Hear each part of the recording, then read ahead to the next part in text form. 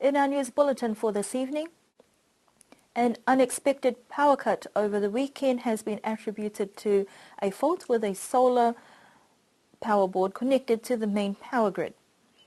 An export ban on unga has been extended, and the Department of Agriculture, Forestry and Fisheries are in discussions with the Ministry of Primary Industries in New Zealand. The Kiwibank is looking to improve services and customer satisfaction with an announcement of some new services and changes to some of their processes. The police are investigating a motor vehicle accident at the top of Maliako Hill that occurred over the weekend. The island was without power on Saturday evening due to another unexpected power cut that officials say was due to a fault with a solar power board that was linked to the main power station. It was just 2 weeks ago that the island was affected by a power cut that delayed an Air New Zealand flight departure. But this time around, there was a minor fire that was identified by night shift staff on duty. Some people reported that lights were flickering for some time before the complete blackout that also brought back memories of a power cut back in 2006 when the island's power station burnt down. According to the Director for the Department of Utilities, Dave Talangi, the staff at the powerhouse took the necessary actions to extinguish the fire, and the Niue Fire Department were also on standby. The Japanese-funded solar farm located to the side of the powerhouse was connected to the main power grid. However, after this incident, it has now been isolated and is undergoing repairs. The department will now look to work on repairs to the solar board, but the rest of the solar farms on the island at the hospital, airport and Niue High School are still operational.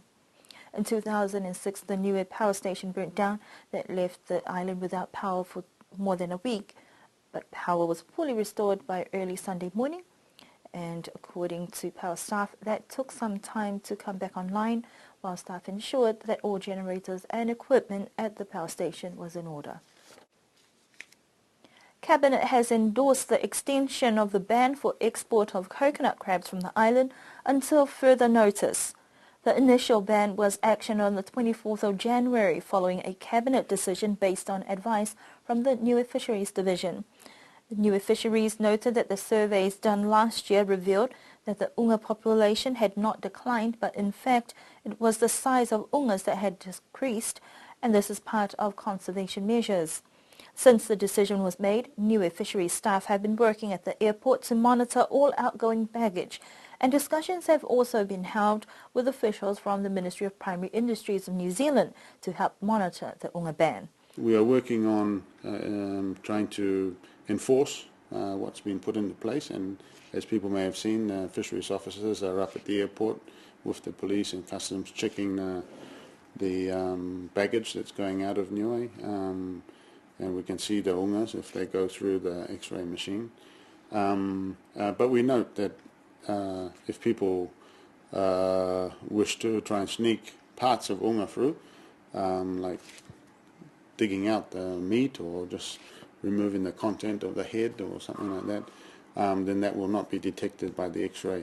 However, we're in discussion, as you said, with Ministry of Primary Industries in New Zealand, looking at the process and the option of engaging and authorising officers in New Zealand at biosecurity end in Auckland to check for that. We're just going through the process now of trying to work out what that process is, what the nuts and bolts of that is, and what we're exposing our people to in terms of potential penalties and being stopped at another international border. Our intention is not to try and penalise our people. Our intention here is to try and educate everybody, make them aware of the reason why this ban has been put in place. It's for the protection of the coconut crabs here on the island. We know from the scientific information and best scientific information available to us at this point in time is that the number of unga we're taking is not sustainable. It far exceeds the sustainable catch limit that was set some years ago now. In fact, well over 10 years ago. Brendan says that as of last week, Cabinet has endorsed regulations to extend the ban for 12 months. Anyone caught trying to take unga off the island will have those items removed, and this will be strictly monitored on both sides of the border. Niue Fisheries have also been allocated resources to roll out some public awareness campaigns to explain why this is necessary for the sustainable management of unga on the island. With the added pressures and increase of tourism, it is expected that local consumption may increase, and the removal of exports was necessary. Removing the export is at this stage the best thing that we can do to at least ratchet back the exploitation rate, and we'll bring it somewhere close to the sustainable exploitation rate that's been set. We accept that the decision to do something like this is always going to be difficult for people to accept in the short term, but in the long term we hope that they will recognise the need for it, and actually it's protecting the resource for the people that reside here and live here in Niue. The unga export ban is in effect until Cabinet decide it is time to lift the ban, and as such outgoing travellers are reminded that no unga is allowed to be exported, whether in whole or in part. These will be removed from people at both ends of the border. Kiwibank is looking to improve services and customer satisfaction with an announcement of some new services and changes to some of their processes.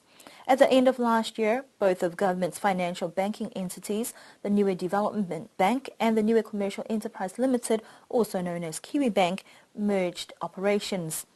Upgrades to the bank have seen a complete makeover to the interior of the office building, and training of staff from both entities to share responsibilities have progressed well. We spoke with the bank manager, Matt McPherson, to see what some of the changes will involve. We've relaxed our security requirements, especially for smaller loans. We've also opened up our credit policies. For example, non-permanent residents can apply for loans with us, and as can pensioners, provided they have some sort of personal guarantor in place. Customers are going to be able to send money to any country in the world via internet banking, which will make it easier, save people time and money when it comes to paying to countries other than New Zealand. And then we've also done a lot of work on our systems and our processes, really implemented standards that other international banks are using to make sure that we are responsibly lending and accounting for all the pennies and that we're put in charge of. Our pricing's still very reasonable, and by far the cheapest credit, I think, in Niue. For a personal loan, it's about 15% per annum, normally paid off within a couple of years. Housing loans are around 5% per annum, which is very competitive when you compare that to what people are paying in other countries for housing loans. We're doing a lot more of the smaller loans than we were ever doing before. In fact, in December, we wrote more microloans than the bank's ever written before. And we do have money to lend, so we want to make sure that message is out in the community, that we are here to lend money responsibly. According to Matt, towards the end of last year on the lending side, the bank has issued more small microloans than they have in the past. Kiwibank has been operating in Niue since April of 2013 and since then have gradually rolled out services on the island and are keen to find out whether customers are satisfied with the services provided. Last week we launched a customer satisfaction survey just for that very reason. We have now finished our merge, and so we wanted to ask our customers what they wanted from the bank. So far the results have been very positive. People have been pretty happy with what we've been able to achieve, but people are saying keep working, keep improving. So I think we're on the right track, but we can't sit back and rest on our laurels at all. With our improved systems and our technology, it doesn't take as much time to start the bank each morning and close it each night. So I was quite keen to ask the community what they wanted with regard to opening hours. I have to say I was a little bit surprised because from the responses we've had to date, it's been a resounding no. We don't need the bank to open for longer hours. But I'm quite open to opening longer hours. I think compared to banks overseas, our hours are pretty comfortable. and there's probably more that we can do. It is your bank, so make sure you fill in the survey, tell us what you think. A number of people have suggested that we put ATMs in. It is something that we have been exploring, or all the advice to date has been that it would be very difficult in this environment and the scale here of only having 1 or 2 machines and replacing and servicing them, because they are difficult. There's more work to be done with FPOS. I think actually FPOS is a far better solution, and we've put FPOS in ourselves as well just before Christmas, and that helps people who are coming from offshore who don't bank with Kiwibank to get large amounts of cash out, and we think that's going to be really popular during the tourist season. Customers are encouraged to approach the bank for any banking services, inquiries or lending facilities, and any suggestions on how they can improve services would also be helpful. Last Saturday evening, there was a motor vehicle accident along the Maleko Hill.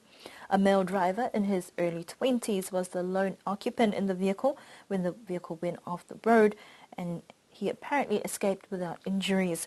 According to a source, the driver did look for help to get his car towed, and in the process ended up reporting himself to police officials. The police department are still investigating the accident and have not been able to make any further comments. And that concludes tonight's news bulletin.